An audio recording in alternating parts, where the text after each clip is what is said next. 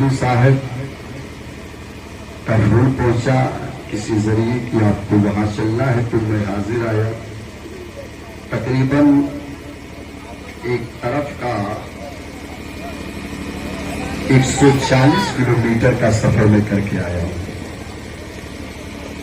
اب آپ کی یہ ذمہ داری ہے کہ اگر آپ نے بلایا ہے تو محبت سے کچھ باتیں آپ سماعت کر لیں.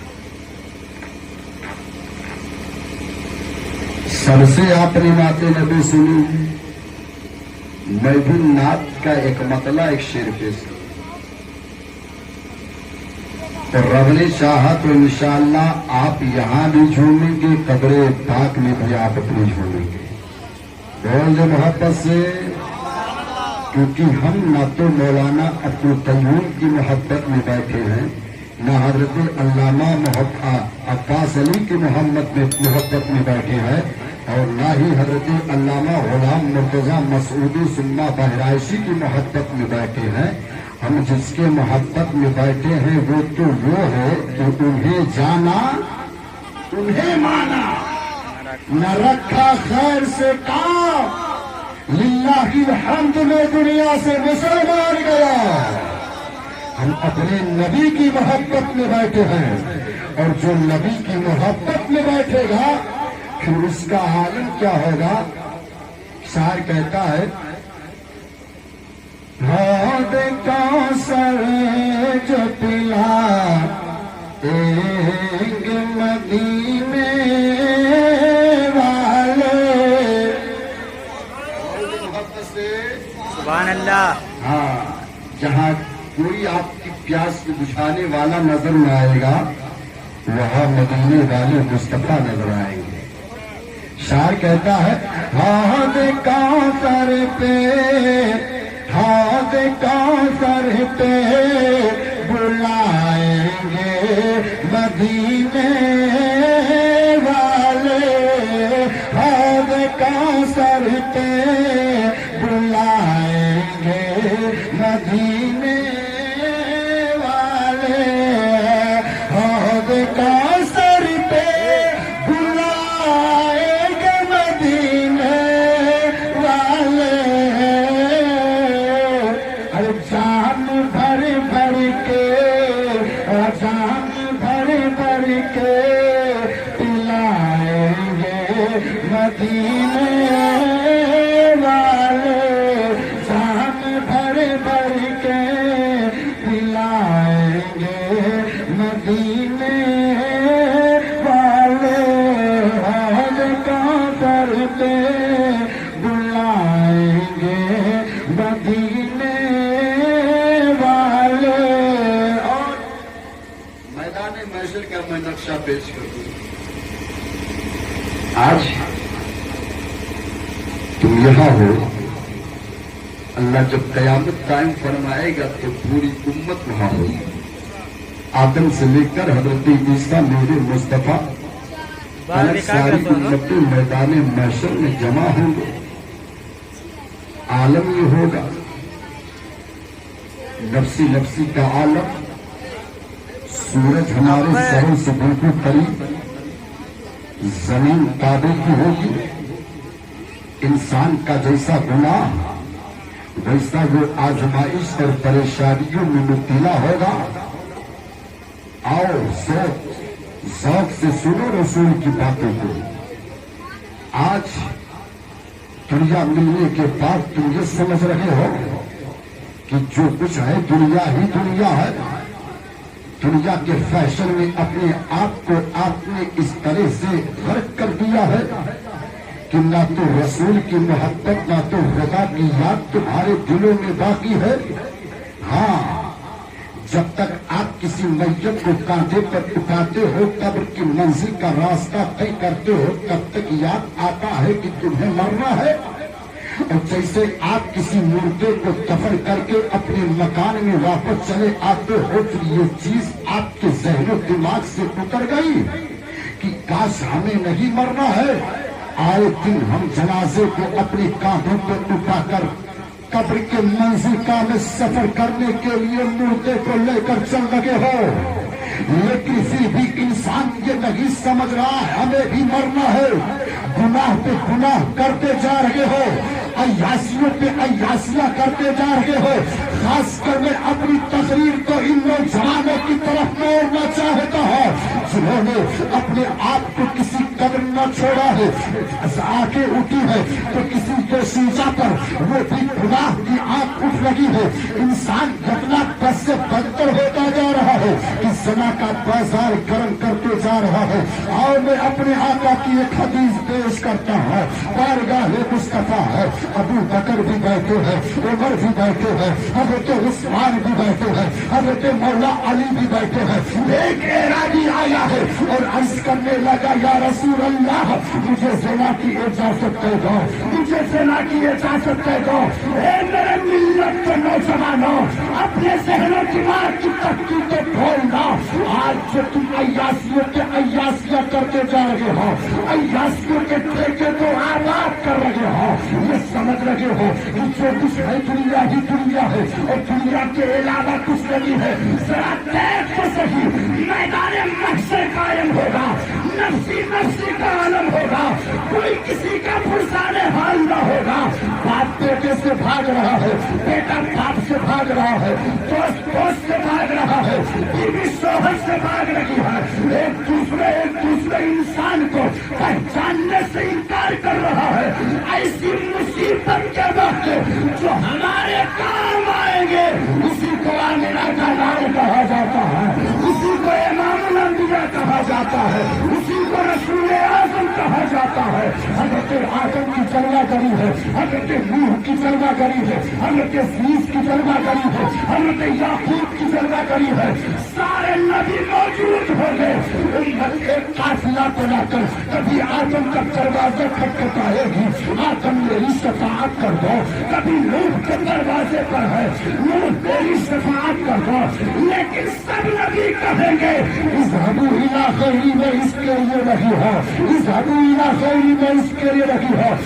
मेरे मिल्लत के मुसलमानों, आज तुम मज़हब इस्लाम फिर खुसूस नबी के दीन को अपनी तकलीफ पे डाल रहे हो। दीन मुस्तफा से तुम कैसी खिलवाड़ करते जा रहे हो। मुस्तफा के फरमान पर तुम्हारा अमल नहीं है, रसूल की हदीस पर तुम्हारा अमल नहीं है। अरे रब ने उस मदीने वाले रसूल को भेजा इसीलिए है ताकि उम्मत को बात करने का सलीका आ जाए, उम्मत को जिंदगी गुजारने का सलीका आ जाए, उम्मत को खाना खाने का सलीका आ जाए, उम्मत को बैठने का सलीका आ जाए, उम्मत को जिंदगी कैसे गुजारनी है। महबूब चाहो जमीन पर चलो ताकि चलने का सलीका बंदे को मिल जाए। महबूब चाहो तुम खाना खाओगे, खाना खाया कैसे जाता है ये सलीका बंदे को आ जाए। अल्लाह ने उस नबी को भेजा इसीलिए है ताकि उम्मत को एक अच्छी जिंदगी गुजारने का सलीका मिल जाए। लेकिन आज तुम नबी के उस किरदार कैरेक्टर से अपने आप को पूरी किए हुए हो। जबकि रब का कुरान कहता है, लक़द काना लकुम फ़ी रसूलिल्लाहि उस्वतुन हसना। लोगों तुम्हारे लिए सबसे बेहतरीन जिंदगी अगर कोई है तो मुस्तफा की जिंदगी है। अगर अपने जिंदगी का आइडियल और रहनुमा तुम्हें किसी को बनाना है तो सलमान खान का चेहरा मत देख, शाहरुख खान का चेहरा मत देख, ये दुनिया के उन ख्वाहिश और कमते हीरो का चेहरा मत देख।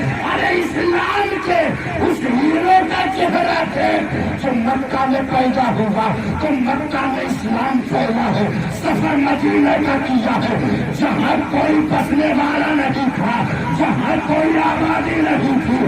लोग मदीना से बड़ी दूर होकर सफर किया करते थे क्योंकि वहाँ की हवा भी चले और लोगों को लग जाए तो वो इंसान बीमार पड़ जाया करता है।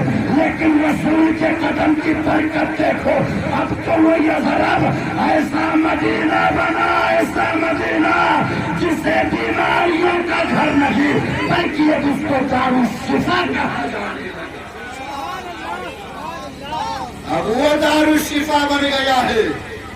हाजी जाए तवाफ़े काबा करा, وادی منی میں قربانی پیش کیا، عرفات کے میدان میں گناہوں کو یاد کر کے روزہ صفا مروا کا صحیح کیا، بے چینی بڑھتی گئی، حضور کے اسی شہر کی طرف رخ کیا جس شہر کے تعلق سے ہم نے اپنی نمازوں میں کہا کہ دکھا بھی لا الہ الا اللہ، روح مدینہ کیسی بستی ہے جہاں پر رات دن مولا تیری رحمت برستی ہے، اللہ اکبر۔ وہ جو یزرف تھا وہ مدینہ ایسا بن گیا کہ اب یوں کہا جاتا ہے اگر تمہارے دلوں کو مدینہ کی ہوا مل جائے تو بیماری دور ہو جایا کرتی ہے، جو پہلے بیمار کر رہی تھی اب وہ بیماری دور کر رہی ہے۔ بتاؤ یہ کس کا معجزہ ہے؟ یہ مدینے والے مصطفیٰ کا معجزہ ہے۔ اب تم اپنے زندگی کا آئیڈیل کس کو بناؤ گے؟ اس کو بناؤ جس کو رب نے تمہارے لیے آئیڈیل بنا کر بھیجا ہے، تمہارے زندگی کا نمونہ بنا کر بھیجا ہے۔ اس مدینے والے مصطفیٰ کو اپنے زندگی کا آئیڈیل بنا لو، جس کو ابو بکر بنائے تو صداقت کے امام بن گئے ہیں، عمر فاروق اعظم بنائے ہیں، عدل انصاف کے پیکر بن گئے ہیں، حضرت عثمان غنی ذوالنورین بنائے تو سخاوت کے تاجدار بن گئے ہیں۔ اور اس مدینے والے مصطفیٰ کو جب اپنے زندگی کا آئیڈیل مولا علی نے بنایا تو فاتح خیبر بن گئے ہیں، داماد پیغمبر اعظم بن گئے ہیں۔ آپ اپنی زندگی کا آئیڈیل کس کو بناؤ گے؟ آج تو زبان کس حدث میں کھولا ہوا ہے، بال اس کا دیکھو تو ایسا کٹنگ والا بال یہ کٹوا کراتا ہے مولانا عباس صاحب قبلہ کہ جیسے کہ پہلے زمانے میں لوگ اپنے گدھوں کی پہچان کے لیے بال کاٹا کرتے۔ ہاں اب یہ اس کا بال تراشا جا رہا ہے۔ اور کچھ تو ایسے ہیں جو کہتے ہیں مولانا صاحب ہم نے داڑھی رکھا ہے، ابھی ذرا دیکھ یہودیوں کی داڑھی کیسی رہتی ہے۔ یہ سنت والی داڑھی نہیں ہے، یہ یہود اور نصارہ نے ہمارے بچوں کے دلوں سے رسول کی محبت کو نکالنے کے لیے نہ جانے کیسے کیسے اس نے میزائل کو تیار کر کے ہماری ماتوں نے پیش کیا، اور یہ قوم اسی پر عمل کرتی جا رہی ہے۔ تو پھر آپ نے سوچا کہ ہمارے رسول نے ہمیں کتنا پیار کیا ہے، ہم اپنے رسول کے فرمان کو ٹھکرا رہے ہیں، اپنے نبی کے فرمان کو اپنے نبی کے فرمان سے دو چار ہو رہے ہو۔ جو نبی میدان محشر میں یار جہاں تیرا باپ کہے میں تجھے نہیں پہچانتا، جہاں ماں کہے میں تجھے نہیں پہچانتی، جہاں بھائی کہتے میں تجھے نہ پہچانتا، جس دوست کے لیے آج تم اپنی جان کو ہتھیلی پر لے کر کھڑے ہو جاتے ہو، دوست کو تکلیف نہیں ہونے دیں گے۔ کل میدان محشر کے دن یہ دوست کہہ دے گا میں تو تجھے نہیں پہچانتا۔ عالم یہ ہے، آدم کے امتی جائیں گے کہیں گے آدم شفاعت کر، وہ آدم کہیں گے میں اس کے لیے نہیں ہوں۔